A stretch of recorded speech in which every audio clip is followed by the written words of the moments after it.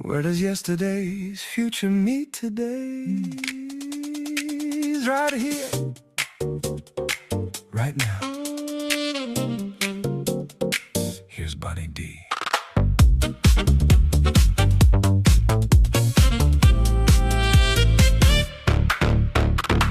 Where does yesterday's future land? When it finally shakes your hand, right at the edge of a brand new screen. Blink once and you know what I mean. The old world folds into a spark, one little switch in the dark, and tomorrow's knocking, just minutes away. Here we go. Can you hear it rocking? Can you hear it say, technology revolution? I have to teach it to say technology. There we go. Welcome, welcome, welcome. I'm the Bonnie D. Happy to be here with three. I won't say old friends. I'll say good friends. A couple of them have cars behind them, and one of them is on the beach. We're going to be talking today about the future of cars, call it automotives, anything with wheels that takes you somewhere, and AI. And remember, this is the show where we talk about benefits, opportunities, possibilities. We're not doing any smashing, bashing, or trashing. I'm delighted to have my three guests with me, and I have a special introduction. So, gentlemen, I didn't see anybody dancing. Simon, were you dancing in that opening? Yeah. You were? I guess I was wiggling my missing. feet. Well, oh, that was it. Tom, were you dancing on the beach? Tom, do they allow dancing on the beach where you are? I do. They do. Okay, Vic, were you doing something? I was I was busy. moving my head. Okay, good. I just wanted to make sure that's a requirement of being on the show. Okay, kids, here we go. Welcome to Technology Revolution, the future of now. The future of cars plus AI. Vrrooom. We'll explore how. Bonnie D on her Scarlett Mic is heading your way with Simon Meitz, wave hello. Tom Madonna, wave hello. And Vic Inglese. Am I saying that right, Vic? Do I finally get that right, Inglese? Yes. Oh, thank goodness. On board today, as automotive powers into a new AI-fueled frontier, will AI help vehicles learn, adapt, and safely steer? From smart factories to roads that think ahead, will data and AI design reshape where our tires tread, or even how they tread? Tune in, watch, or listen. We're live streaming here on Zoom. Join the ride as we explore the automotive AI boom. And now I have a special gift for each of you. You know what's coming, and Simon, you're first. Born to entrepreneurial parents, Simon learned early how bold ideas grow. From Munich to his grandmother's Austrian farm where woods and wild adventures would flow. His tailor mom inspired craftsmanship, imagination, detail, and design, while his dad showed resilience and wore mismatched shoes while crossing the gymnastics line. Across London, Frankfurt, and Dubai, Simon built a global strategic view, shaping government agendas, launching EY Spark, and co-founding EY Carbon, too. From Strategy 4.0 to circular economies, he turns complexity into plans, building bridges among innovators, policymakers, startups, and global brands. Today, as the founder of Nature Credits, biodiversity is where his mission leads, using AI and science to help restore ecosystems while rewarding measurable deeds. A mountaineer, mentor, and dad, Simon still seeks the next ambitious height, bringing people, nature, strategy, and technology together to build a future bright. Simon, I hope you like that. I always do. I mean, but that's a new great one. Thank you. Thank You're you. very welcome. Tom, you're next. Born in Boulder, Colorado, Tom found math and sports were his style.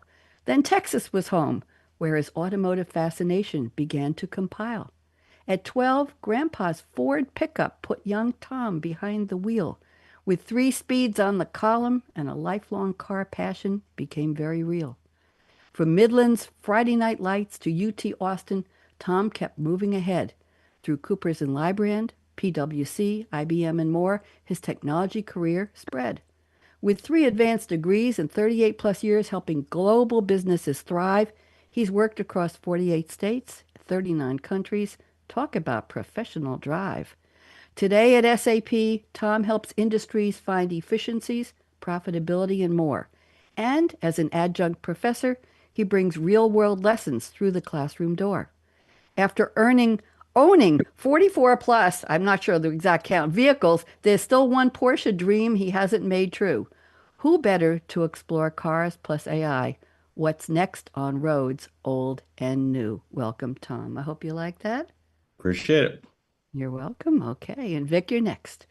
Born in Montreal, I'll say it the French way, Montreal, Vic reached the Bronx before he turned one, where buses and subways moved the city and cars meant freedom and fun. At 9 a.m. on his 16th birthday, birth certificate firmly in hand, Vic raced to the DMV for his learner permit, with driver's ed already planned. His first car, a '66 Mercury Comet Caliente, launched adventures galore. Swapping engines and stories with pals made him love automobiles even more. After studying finance and accounting, Vic built a career where business met tech. From Wall Street and SAP to global consulting, he learned what makes enterprises connect. Then Mercedes and Daimler Chrysler put automotive transformation directly in his range, followed by work with GM, Toyota, and suppliers, navigating an industry of change. Now bringing decades of finance, SAP, and automotive experience into view, Vic explores how cars plus AI will reinvent the road ahead and our driving experience too. Vic, I hope you like that. Very nice. Okay, so let me finish this. So with our visionary panelists, the road ahead looks bright as AI transforms automotive with road-worthy might. From factories to highways where smart systems ramp into view, we'll explore how AI is reshaping what vehicles and drivers can do. So kids, how'd I do? What do you think? You like them? Yes. Okay, good. Thank you. Okay, Great. I'm glad. I'll tell Sylvie that you appreciate she collaborated with me.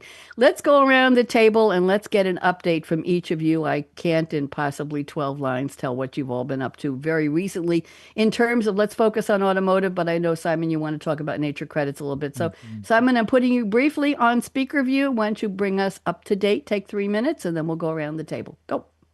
I mean, as you said, we founded Nature Credits. The team is pushing ahead in terms of our scientific approach to measure biodiversity, build new, like increase biodiversity in different areas and projects right now. So this is really exciting, and particularly in Europe, as you know, you can see the regulation moving more and more ahead and getting more and more concrete in that area.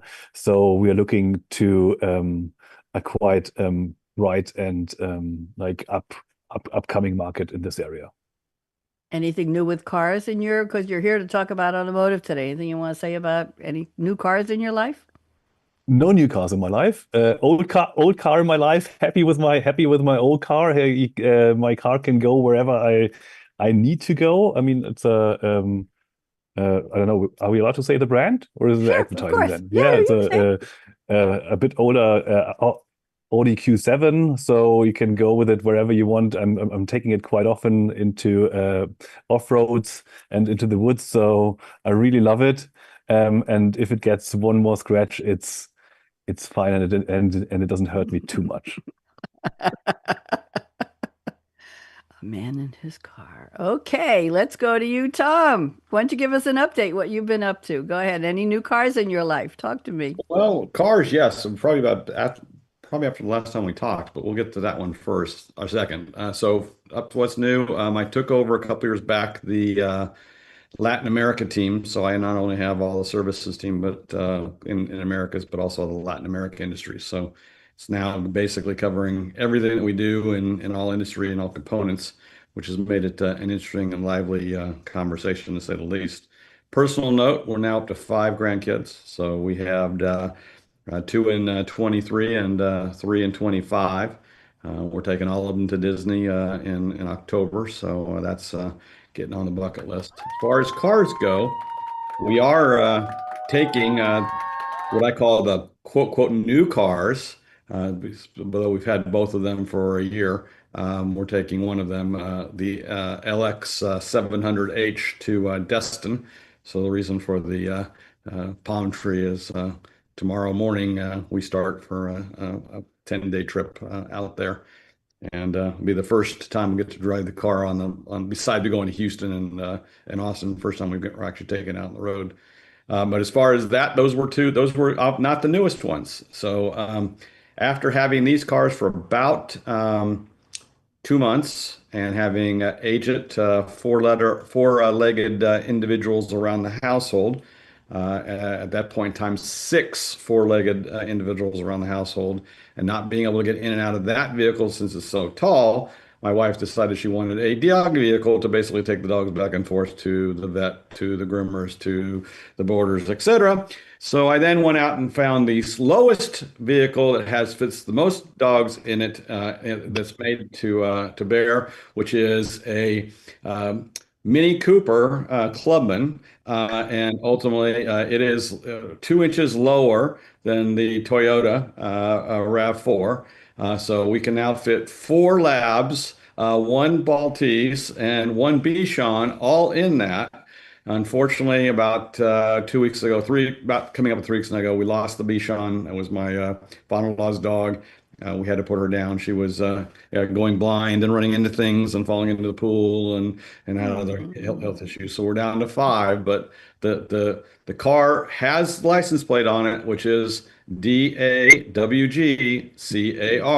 and it is basically the souped up Clubman. So that is the other vehicle that got added since our last conversation. Oh, going to the dogs. That was very descriptive, Tom. I appreciate that. Yes, thank you very, very much. Okay, Vic, it's up to you. Why don't you land this plane for us? What's up with you and have you been? Vic, welcome back. Thank you. Been great. Um, just rejoined IBM.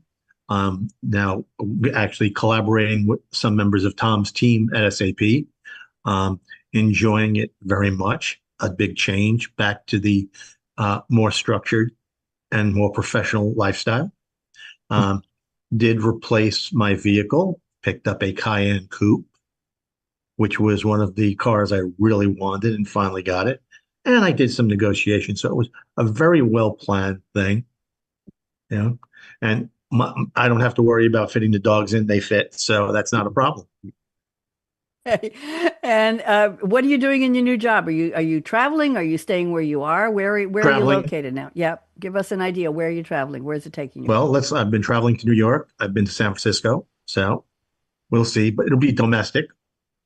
I know I've got a short trip to Miami for a conference, and then there's also a conference in New York in October. So number of different things. Very good. Very good. Well, I'm glad you all landed here with me on Technology Revolution. I appreciate that. Let's briefly do our fictional quotes. I've asked you each, as always, for a fictional quote from a movie or a TV show or a song lyric. We've got an interesting potpourri here. Simon, I'm going to start with you. And I had no idea what this was all about, but I'll just give it briefly. The character is named Mr. Peanut Butter, voiced by Paul F. Tompkins. The the show is BoJack Horseman, an adult animated tragic comedy TV series from 2014 to 2020.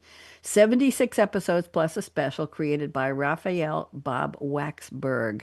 And the quote I'm about to read is a famous running catchphrase, usually said by Mr. Peanut Butter when he unexpectedly runs into BoJack or finds them both in the same place. And fans use the quote online when two unrelated things or characters appear together. There actually is a meme. The voices in the show are in the movie or the TV show are Will Arnett, Amy Sedaris, Alison Brie, Paul F. Tompkins, and Aaron Paul. Very, very interesting. Okay, and I'm going to read this now, and it's 6 words. What is this? A crossover episode? Okay, Simon, what is this all about? What does it have to do with AI and cars? Talk to me. I mean, first of all, we're talking about AI, we're talking about automotive, so that's already 2 layers. And I'm now trying to add the biodiversity layer there as well. So it's 3 topics that we would normally have maybe different conversations about mixed into one show. We have automotive, where we're normally talking about autonomous driving. We talked about safety in our previous shows. We talked about software-defined vehicles, batteries, efficiencies. We got the AI layer with the data predictions and optimization parts. And biodiversity is now all about conservation, forests, wildlife, ecosystems. And well, this is what my predictions today are going to be about.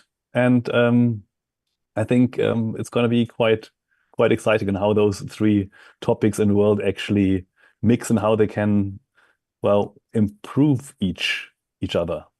Thank you. That was very well done. Very scholarly, sir. I haven't heard you talk like that quite before. Thank you very much. Let's go to Tom's quote. This is an interesting one. Alexander Hale, played by Simon Liu, Liu, the Copenhagen Test, 2025 sci-fi spy thriller TV series created by Thomas Brandon for Peacock.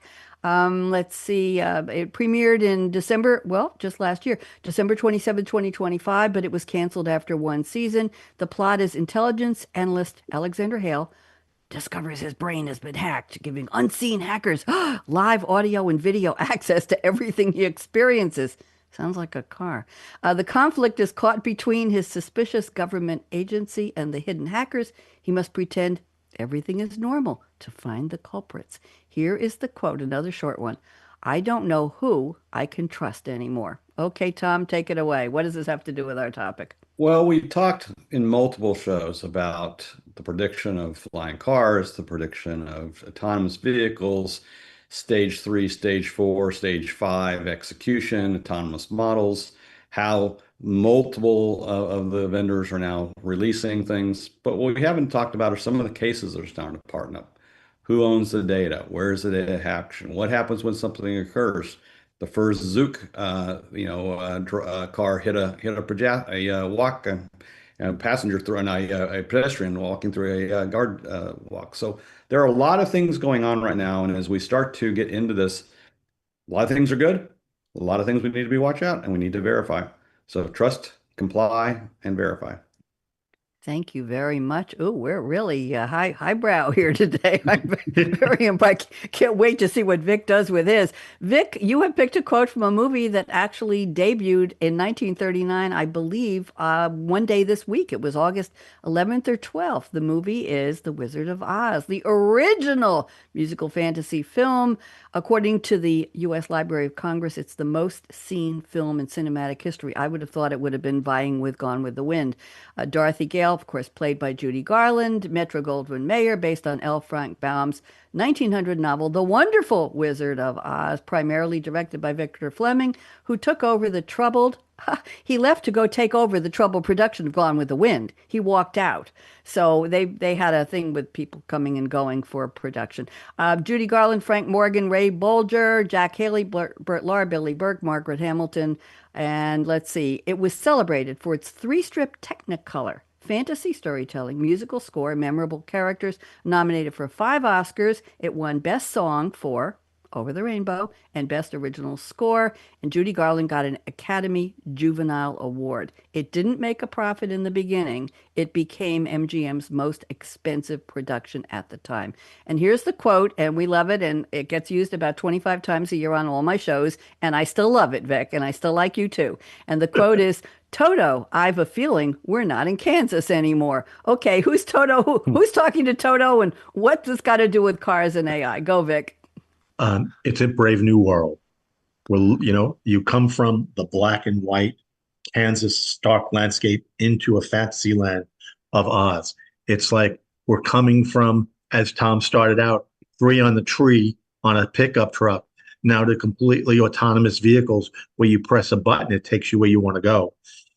You look at the technology that's built in, it's nothing like our grandparents had ever, or parents had even seen. And I would find it difficult to see those people getting in some of this new technology. Very interesting. It reminds me of you could have also used the David Bowie song Changes, Turn and Face the Strange, although it's stranger, but most of us say turn and face the strange. Yes, absolutely. Very well done, gentlemen. I was giving you each 3 minutes. You took about 48 seconds apiece, so we're way ahead of schedule here. That means a lot of predictions. So let's kick this off with, and this is going to be our roundtable. So I'm going to read Simon's prediction number 1, and then I'm going to ask you to unpack it, Simon.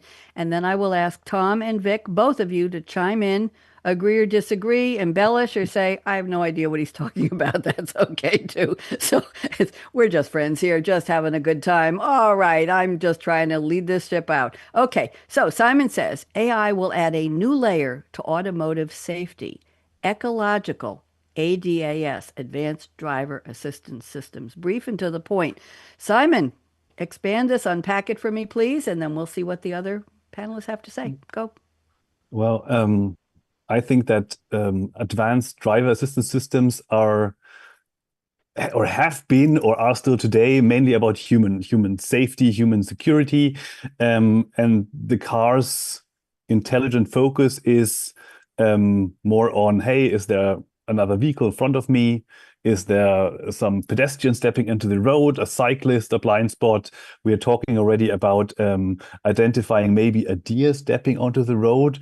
So we have seen some tests that Volvo has done, for example, that are allowing the cars to detect larger animals such as deer, such as moose, and warn the driver.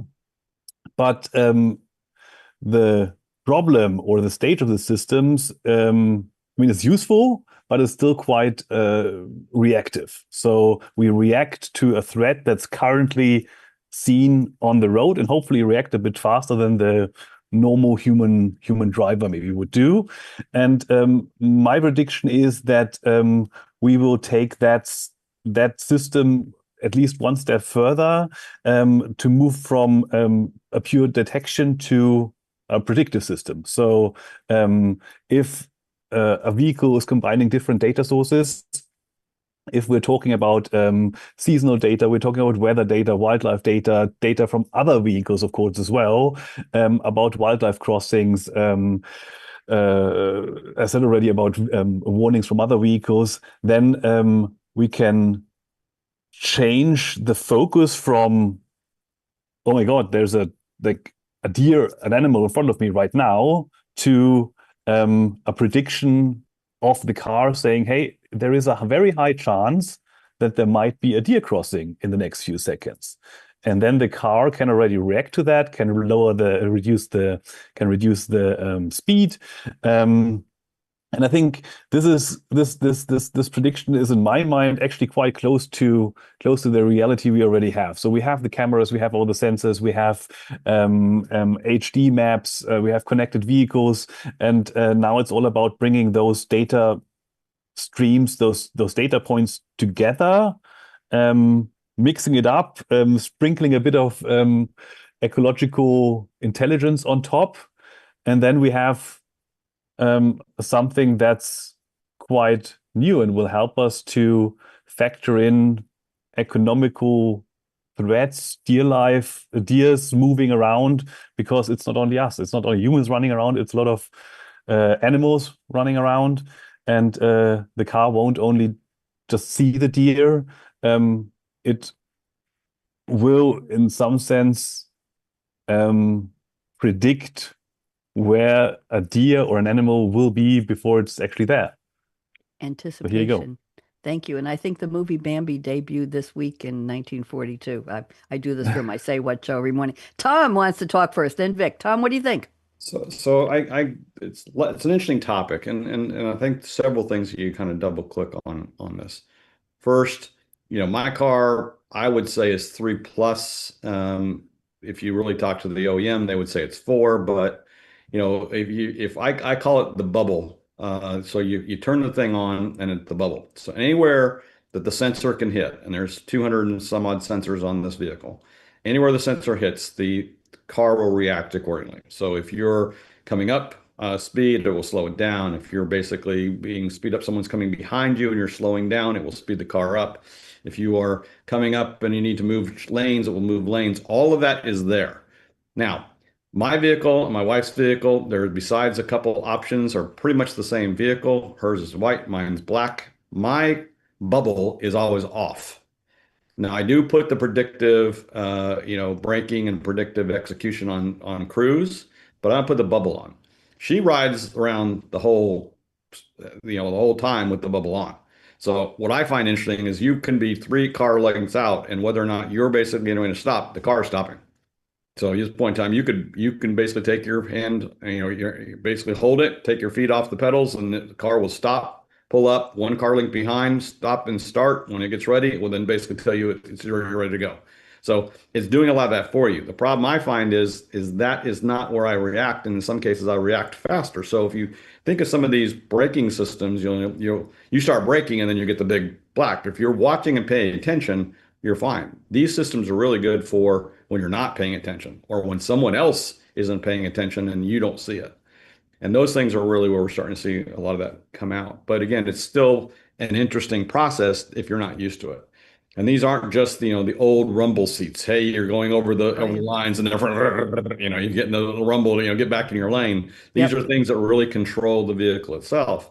On the opposite side, Simon did bring up the piece, and I did bring up my initial monologue in regards to there are problems. These things are not foolproof. We have to worry about what that means. And the other piece that's interesting, and it's going to be a prediction I'm going to go to, is the data. Who owns the data? Because today, having sat on several boards of several companies, several startups that were building out those technology traffic stop integration points to the vehicles.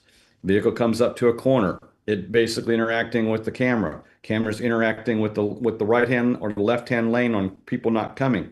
All that interaction is happening and feeding it back. Guess what? You have a problem. Who owns the data? What's the interface? Is the interface owned by the stop to the car or from the car to the stop sign? And all of those things come in play, and no one is playing. If you thought it was difficult for all those tier one suppliers to basically deal with all the OEMs in regards to EDI, guess what? Now we have this issue going on to the next data structure. So I agree, the data is out there, the data is being used. Some of my predictions have come true, some of my predictions are getting better. As we use the data, we're going to find that we need to continue to rely, verify, and comply.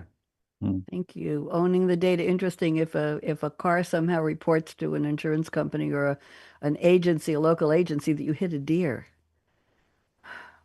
is it the car's fault or is it your fault? Interesting. Let's hear what Vic has to say. Vic? Well, one thing is important is noticing that this is not done within the context of the vehicle. It's done within the clouds. There's always transmissions between the vehicle, and there's data being shared. So using Simon's example, what that also allows you to do is take the other data points.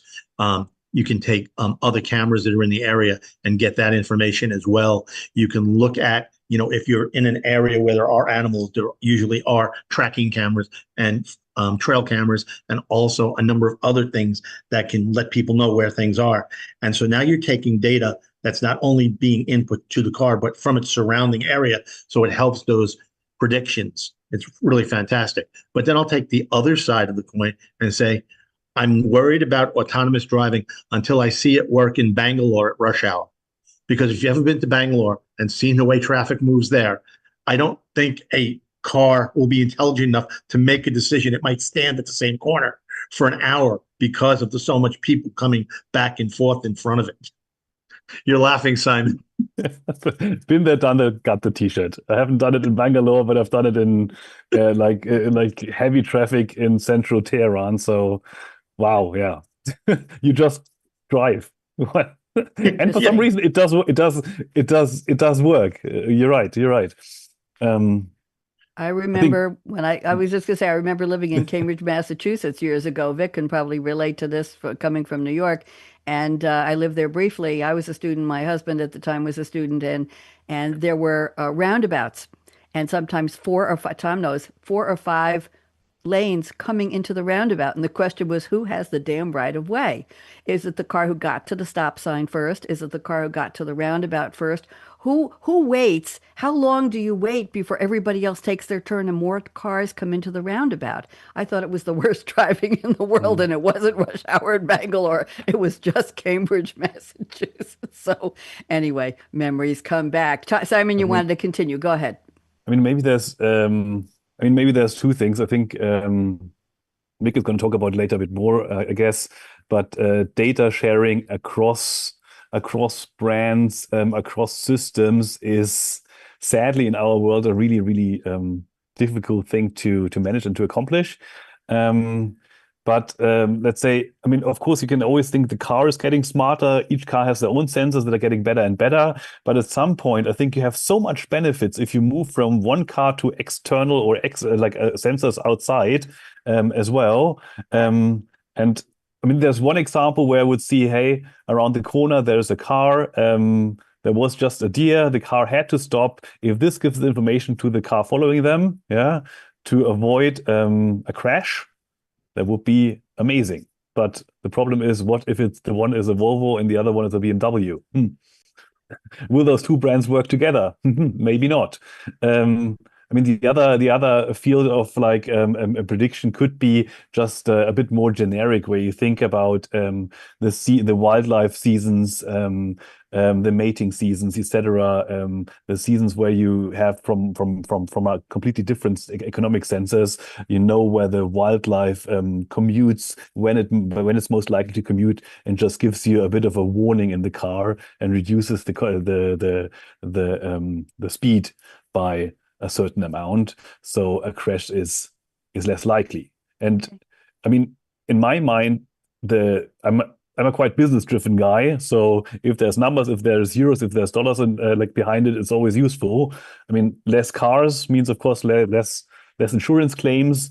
Yeah, less people hurt, less animals hurt, less cars broken. I think overall it's a win-win-win. So let's hope we Okay. can get there as soon as possible.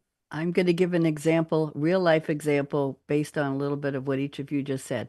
When I moved here, I bought a corner property in Loudon, Tennessee. I won't tell you the name of the village. And I didn't know that there was a little forsythia tree on the corner that people had been complaining about. It wasn't very tall. It was about 2.5 feet above the ground, okay, on the corner. I was visited by the powers that be. They call it a POA here, not an HOA. Uh, the Property Owners Association. Okay, we have an HOA too. And they wanted to fine me. They said people were complaining that this tree was almost causing fatal accidents. We are in a highly dense residential area. And my corner, apparently a woman came and was at the corner and couldn't see a car coming on the other side approaching her. Now, if we had a system in her car that would say, car approaching, do not proceed, I wouldn't have had the visit from the POA cop telling me to get rid of the damn tree. It was only about 3 feet tall. So I had to take it out, but I put new planning in. But I met the woman and she said, it's very dangerous. And I said, I just drove there. I pushed my car. I took up right to the corner and I took a left look and a right look and I proceeded when there were no cars coming. But apparently certain people can't, they aren't capable of that. So the question is, it doesn't have to be rush hour in Tehran. It doesn't have to be a deer in the road. It could be people in a corner in a upper middle class neighborhood who want to take a right turn and they're afraid they're going to get hit on the left. I rest my case. Let's move on. Thank you, Simon. Great prediction. We took it in 100 directions. And Tom, just for the record, I've been talking about who owns the data on this show when it was the future of cars and game changers back in SAP. And you know some of the people who are no longer with us really in this world who were my guests. And we've been just dabbling at that topic for about 12 years. So, but it's time more now and it's more important now. Tom, I'm going to your prediction number one. This is going to take us in a different direction. Today, the automotive industry, Tom says, achieves over 83% materials recovery. Metals, plastics, glass, rubber, batteries, lead, textile fluids, from about 75% less than 2 years back through the circular sustainability programs. This is near and dear to Simon's heart as well. With the help of AI, large global OEMs continually push these initiatives to over 95% by the end of next year. I'm going to stop there and let you explain this better, Tom. Go ahead. So you start to look at robotics and mechanics, the execution of cameras, the execution of AI, the inspection of what things are going on as things, parts, pieces are going through recycling. They are easily recognizable and easily pulled. So ultimately, you start to think about the process. It becomes easier to, one, identify the product, pull the product out, and then recycle it if you don't have to worry about all of the contaminations that would go with it. Let it be for plastics with metals, metals with plastics, like say. So as you start to think through that, this technology has allowed that to be automatically put in play and then have the sensors deal with the process and the mechanics deal with the separation as compared to being a manual task that's going on. So I think one of the things you're going to see with AI, not only is the execution within the vehicle, but how the vehicle is going to be made, how the vehicle is going to be designed, and eventually how the vehicle is going to be serviced. Interesting. Reclaiming. Okay. Vic, what do you think? And then we'll go to Simon. Yeah, I think it's a critical item to think about. Also, though, it's also, as Tom said, as they're building the vehicle, they're planning for this as well. It's no longer putting things together and worrying about it later. It's now in the design. It's just like, if you look at the concept of the new hydrogen fuel cell vehicles now, they're looking at being able to have compact pods that can go right in a 5-second fuel change, because now they're thinking of design, not having it to have to stop somewhere to be loaded, but you can actually just pull a canister, put it in. It's supposed to be good for 982 miles. So, it's just all about the intelligent design that's going into these things and predict it. And again, it will also come down to predictive maintenance when something has to change, knowing what's in that so you can prepare for the right disposal of that when it is changed. Or prepare for reusing and repurposing those materials somewhere. If it's not just disposal, that's circular. Simon, what do you think? Um, I had this discussion already a few times, and I think the only thing you have to consider when you're mentioning um, like design cars to be more recyclable, like the circular design, etc. The shelf life of a car, I think, is about 12, 15 years, more or less. So it takes quite a lot of time for a circular car design, for example, to have an impact. And I think something you have to definitely look at in parallel is like how you're designing your recycling or disassembling like deep production. How do you call this? The manufacturing, so the dismantling companies. And I think you might have, and that's a question mark maybe for the others as well. The development in a more automized dismantling and recycling, so at the end of life of the vehicle, might have a faster impact than the car design itself, to be honest. Interesting. Tom, you want to comment back on that? I think you can see that now happening with construction. So if you think about and I'll even date myself. The EDS headquarters went down this week. So I'm not sure of those who remember EDS, but AT&T bought the headquarter campus of EDS and demolished the north tower. So if you ever remember looking at it, it was a big cross, and both the east and the west have already been knocked down, but the north tower is what basically blew up on Sunday morning. I believe the south tower is being blown up this weekend. Every one of them is being demolished based upon the execution of what's going to be pulled from the raw materials that were left. So as everything gets collapsed, over 85% of that concrete and concrete dust is going to be recycled and put right back into concrete and going right back on the site. So they're not going to be re-going through that. Now, of the iron and the metal, about 50% of that's going to be recycled and put right back in. So long and short, there's a lot of processes going now within the engineering and construction organizations that are doing that on site and execution. You don't see that with auto. You see, you still have this big, huge salvage centers and the execution models and LQK and several of those companies are still making money on a part and pull type of location. But as you start to go through the demolition portions and the execution, you're going to start to see more of these recycle organizations come into play. They're going to become profitable. And because they are profitable, they're going to start to spout up, and you're going to start to see more of that start to occur. You've already seen it with things like water bottles and how we're doing recycling of clothes, et cetera. So it's just a matter of time before we start to move upstream. We don't have any recycle bins here in my community because the local garbage haulers decided it wasn't profitable for them to take a separate bin and put the plastic and the glass and everything in it, and they did away with it. So all the garbage goes in one place. I just wanted you to know. I've been here 3.5 years. Yes, it's very, very interesting. I mean, Yes. I have even a better story. I went to a supermarket. I'm not saying names right now. So we have to do different holes for like glass, for plastic, and like other recyclable materials. Turns out below that is just one box. That's it. Yep. So it And all we creates the have is illusion. It creates this. It yes, creates this sustainable illusion for the customers, and yes. actually, it's been all thrown away in one go.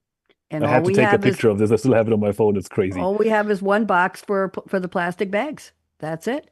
That's absolutely it. And you know, the big debate, Vic, you may remember this from your New York days, is whether superintendents who have the recyclable bins in multifamily business buildings, apartment buildings, co-ops, what they're doing with it once it goes down in the basement.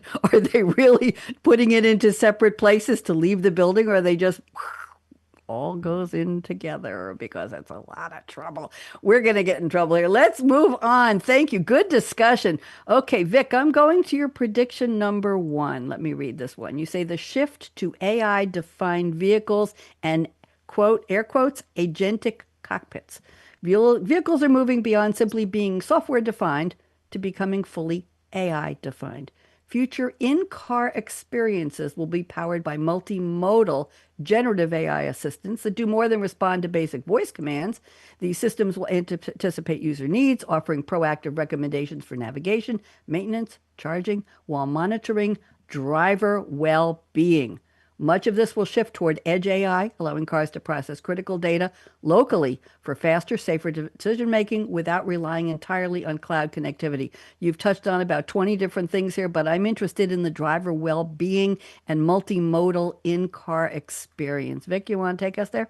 Yeah, so this kind of continues on Simon's initial point that the car is going to have a learning capability. One of the things that are in vehicles now is they actually monitor the driver, and it will tell whether the driver's tired, and it will come back and say, "Please take a rest. You're sluggish. They're watching your eye movements. They're watching your control movements." So this is part of that experience. But then also, it's also looking at what can the vehicle itself do to raise awareness, whether it will raise the volume of the stereo to get attention, change the temperature within the vehicle to get attention. So there's all various things that'll happen based on what it's reading about that driver and learning about what's going on in the vehicle and what can it do to get better attention, or potentially shift to a self-driving mode because they've lost the engagement of the driver. Interesting, interesting. Well, there are times when I think we've all been very tired and we're hitting our cheeks and we're banging our heads and we're wiggling our toes and trying to stay awake. And I wonder what the car would do other than just stop and pull over. Let's talk around the table. Simon, what do you think? Um, yeah, I think the sensors in terms of understanding the mood and well the well-being of the driver is getting more and more sophisticated, of course. Yeah. But maybe but I think the more and more people even talk to their cars, communicate with their cars. Maybe they can even hear different tones of voice, subtones between the lines, and I'm pushing this one step further. It's not about only Yep. safety in the car, but also maybe psychological well-being. Yeah. General issues with family, friends, or whatever it is that Wait, can you see a could pop-up raise on the red flags. dashboard? Can you see a pop-up on the dashboard? 3 divorce attorneys are at the next exit. I'm sorry. I'm sorry. I had to. And Tom by the doesn't way, look you too forgot amused. to feed your dog. Yes, yes, interesting. Well-being. Simon, I interrupted you, but I just had to say that. No, You no, know no, it. don't worry. No, don't worry at all. There was just like an additional layer I wanted to add, but in generally, Yeah. I agree with Vic. It's a bit, well, And it feels a bit who crazy. owns It that feels a bit conversation? Big Brother is watching Yeah. you, like, to be honest. All these cameras now in the cars to check if your eyes are open, closed, how often you're blinking, maybe how you're moving, where you're looking. Uh, yeah, well, Conversation, mood. Tom, for the greater good, is it?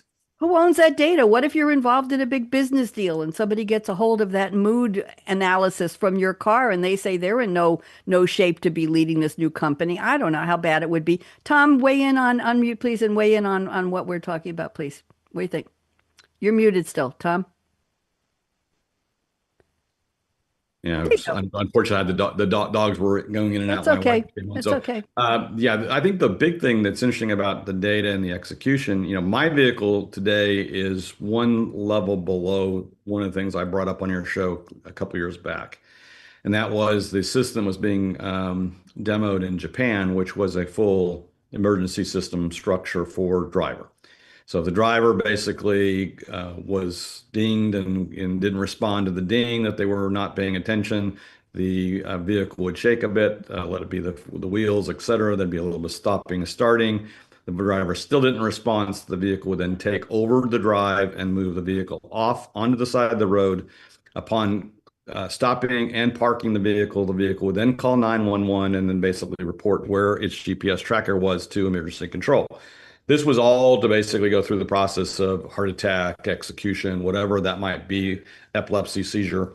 So that was there. What I have right now in my vehicle is one step below that. And that structure, if I wanted to, I could buy it and actually put it in. So it is good. Now, again, going back to the same conversation, you know, that's something that it'd be great if it's there. The opposite side, if I'm driving down the road and I happen to see the new 7-Eleven being built and I look like this and I come back, by the time I come back in that split second, I've already had the car dinging at me, telling me I was distracted and ultimately something was going through because I spent more than 1 or 2 seconds moving back in regards to it. So there is a level of complexity there that you need to go through.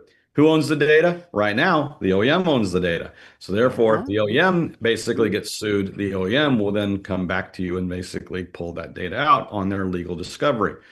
Long and short, I'm not positive that's going to be the long or the last time we'll hear about this topic. And I think we'll probably talk about it later in the conversation. Okay, well, we're almost done, so we're going to have to schedule a part 2 or part 9 or Yep. wherever we are. But let's take it one step further. OEM owns the data, Tom.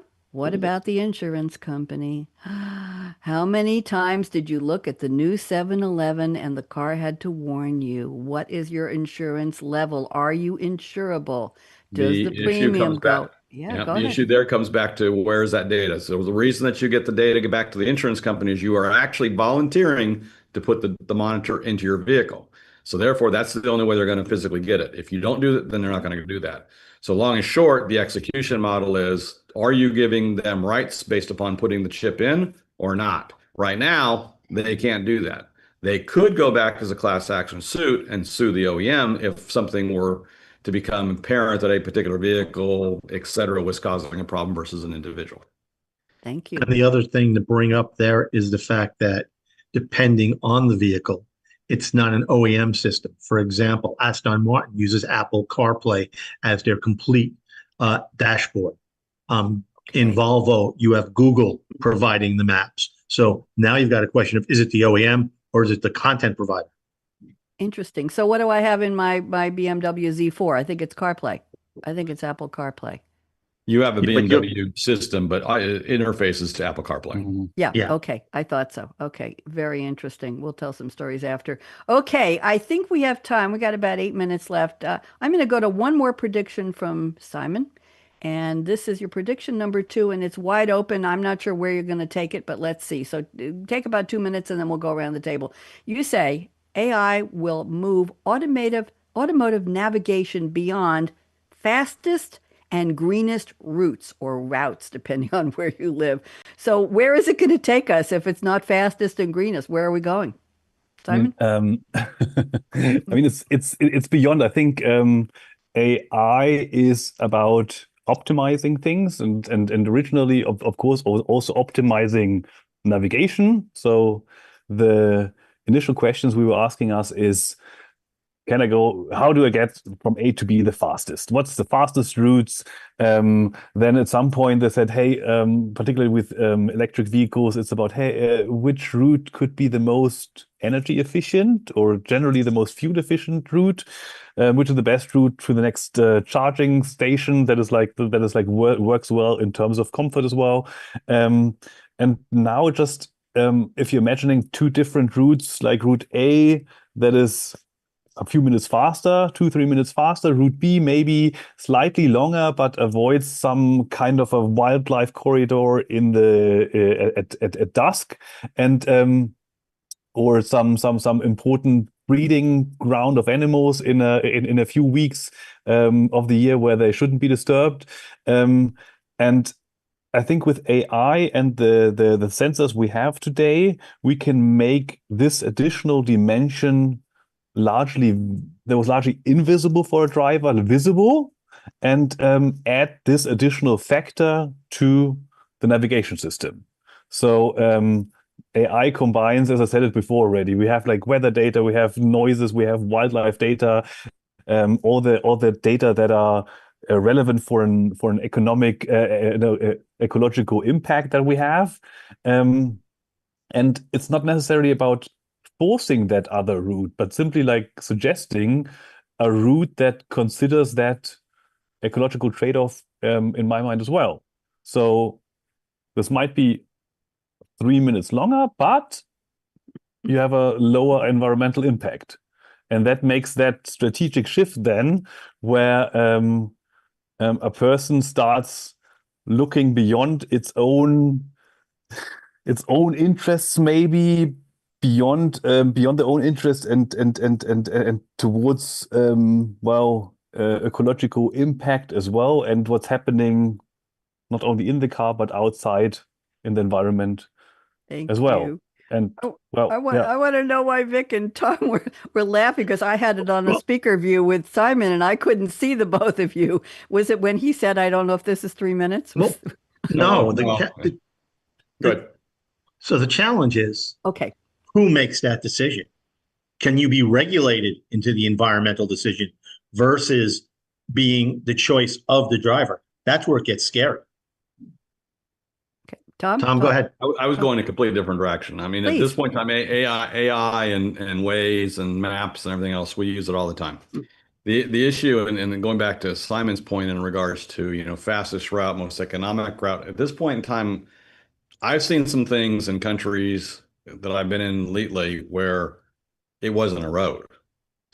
So I'm not sure exactly how I got crowdsourced to go this particular direction or that direction. Let it be someone's driveway, someone's alleyway, the public beach. You go down this whole process. This is the fastest route. Turn right, turn left. Well, you're now on a beach in a rental car. Okay, that's the problem. If so there's a lot of things right now that it's great at what it does, and it's trying to get you there as quick as you can, but it's not making some interesting decisions. It's making some interesting suggestions. The decision's still coming back to the driver. Okay. I'm looking at the clock. We've got about 2.5 minutes left. So what I'd like to do is go around the table and have you each give one concluding prediction for cars and AI, your favorite prediction. Let's see if we can make it something positive or provocative is fine. And then stick around for a few minutes and I'll see if we can get us all back in October or November for a part 2. I think there's a lot more we didn't cover today. I only have an hour. So let's see. So Simon, would be your favorite prediction about something good about AI and automotive? What do you think? I mean, I think that's basically the overarching theme in my predictions today is that the data is going to increase with the amount of sensors, with the amount of cars that we have, and AI is an optimizing tool in some sorts, optimizing different data streams, balancing different needs, etc. And if we actually add this additional environmental layer there as well, and biodiversity layer, that can optimize like against more dimensions than we had previously, and that's, I think, a great thing and a benefit for all of us. Thank you. Tom, 1 minute, go. So I'm going to go back to a prediction I use all the time and a quote I use all the time. We need a bigger boat. So for those that know that, you go back to the 70s prediction that Rod basically had is they were trying to basically kill Jaws.